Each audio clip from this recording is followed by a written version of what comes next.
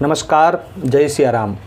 पूजा पाठ के इस YouTube परिवार में हम आपका हार्दिक स्वागत करते हैं।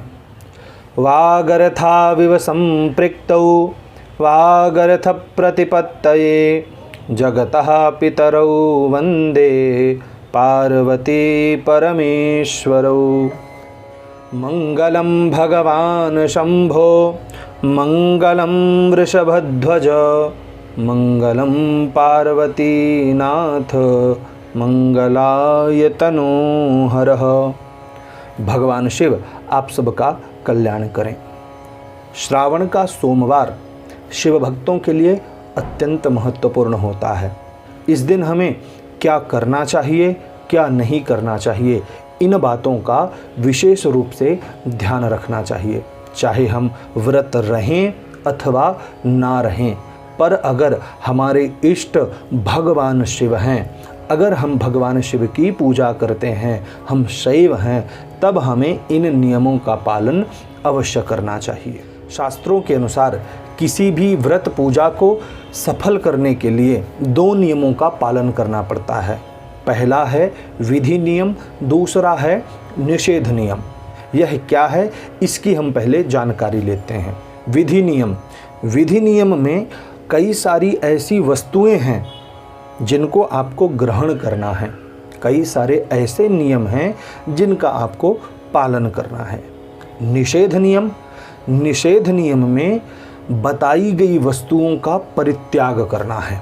दोनों में से किसी एक नियम का तो पालन करना ही चाहिए। वैसे तो दोनों नियम का पालन करना चाहिए, अर्थात बताई गई वस्तुओं को ग्रहण करना चाहिए और बताई गई वस्तुओं का परित्याग करना चाहिए, तभी जाकर के व्रत और पूजा सफल होते हैं। आज का जो विषय है वह यही है कि श्रावण सोमवार के दिन किन नियमों का हमें पालन करना चाहिए तथा किन वस्तुओं का हमें परित्याग करना चाहिए। सबसे पहले प्रयास यह करना चाहिए कि हमें जो है श्रावण के सोमवार का व्रत रखना चाहिए।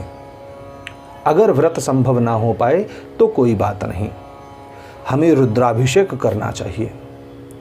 अगर आपके पास शक्ति सामर्थ्य है, वैभव है, आप धन संपन्न हैं अथवा भगवान का रुद्राभिषेक करवाने की क्षमता आपके अंदर है, तो आचार्य को बुला करके विधि अनुसार रुद्राभिषेक करवाना चाहिए। अगर आचार्य को नहीं बुला पाते हैं तब भी अपने हाथों से ही सहज रूप में रुद्राभिषेक कर लेना चाहिए। रुद्राभिषेक स्वयं कैसे करें, इस विषय पर हमने वीडियो बनाया हुआ है। उस वीडियो का लिंक हम आपको नीचे डिस्क्रिप्शन बॉक्स में दे रहे हैं। रुद्राभिषेक के साथ साथ भगवान शिव को अन्नदान करें। जितने भी सोमवार श्रावण के महीने में आते हैं, उन सोमवार के दिनों में हमें भगवान शिव को अन्नदान करना चाहिए। जैसे प्रथम सोमवार के दिन हमको जौ अर्पित करना चाहिए, 1 मुट्ठी जौ अर्पित करें।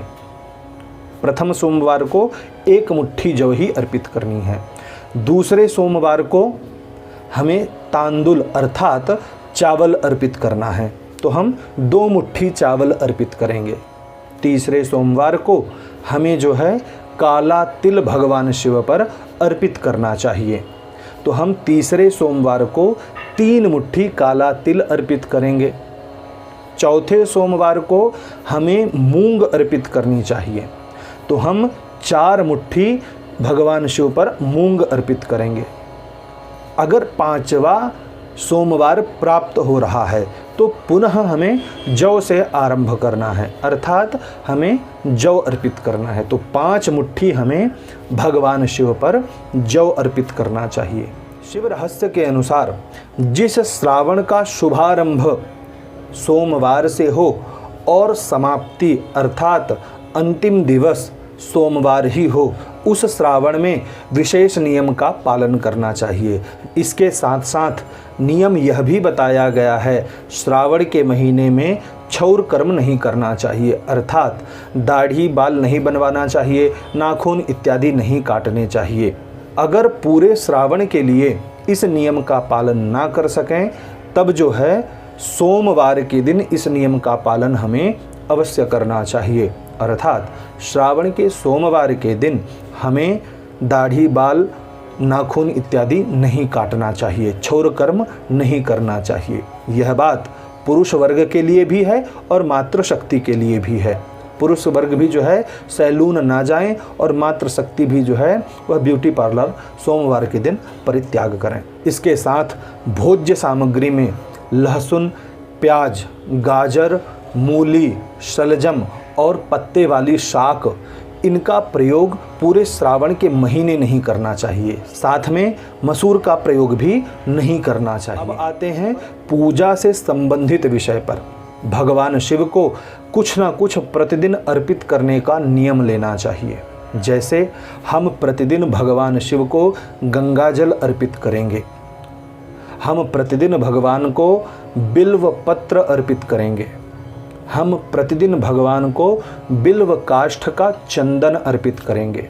शिव पुराण में आया है, जो मनुष्य श्रावण के महीने में भगवान शिव को प्रतिदिन बिल्व पत्र और बिल्व काष्ठ का चंदन अर्पित करता है, उसे स्थिर लक्ष्मी की प्राप्ति होती है। इसलिए इस नियम का भी आप पालन कर सकते हैं। अगर आप वैभव संपन्न हैं, साधन संपन्न हैं, तब आपको निष्दिन अर्थात प्रतिदिन जो है भगवान को पंचामृत के द्वारा अभिषेक कराना चाहिए। स्वयं ही पंचामृत बनाकर पंचाक्षरी मंत्र से भगवान को प्रतिदिन जो है पंचामृत अर्पित करना चाहिए। पंचामृत नहीं कर पाते हैं तो दूध अर्पित करना चाहिए। अगर दूध भी अर्पित नहीं कर पाते हैं तब जो है एक लोटे में जल लेकर उसमें थोड़ा सा कुशा डालकर, कुशा अर्थात दर्भ, तो कुशा डालकर भगवान शिव को अर्पित करना चाहिए। इससे शरीर में स्थित रोग दोष नष्ट हो जाते हैं। अगर कुशा ना मिल पाए तब लोटे में शुद्ध जल भरकर उसमें शक्कर मिलाएं और शक्कर घोल करके उस शक्कर मिश्रित जल को भगवान शिव पर अर्पित करना चाहिए। इस प्रकार से आप भगवान का जलाभिषेक कर सकते हैं। अगर समुद्र जल प्राप्त है तो समुद्र जल अर्पित करें, तीर्थ जल प्राप्त है तो तीर्थ जल से अभिषेक करें। अगर तीर्थ जल भी नहीं प्राप्त है तो किसी भी नदी का जल आप भगवान को अर्पित कर सकते हैं। इसी के साथ भगवान शिव को अक्षत चढ़ाने का भी आप संकल्प ले सकते हैं। हम प्रतिदिन भगवान शिव को अक्षत चढ़ाएंगे। अक्षत की संख्या आपको निर्धारित करनी चाहिए।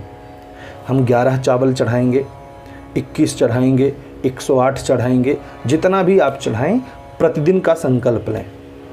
ध्यान रखें चावल टूटा हुआ ना हो, आपको चुन के लेना है।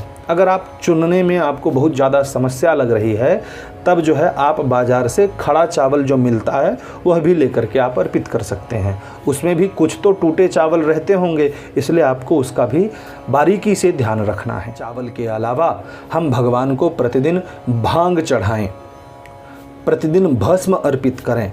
इस प्रकार का संकल्प लेकर के भगवान की पूजा को दिव्याति दिव्य बना सकते हैं। भगवान को कपूर का दीपक अवश्य जलाना चाहिए।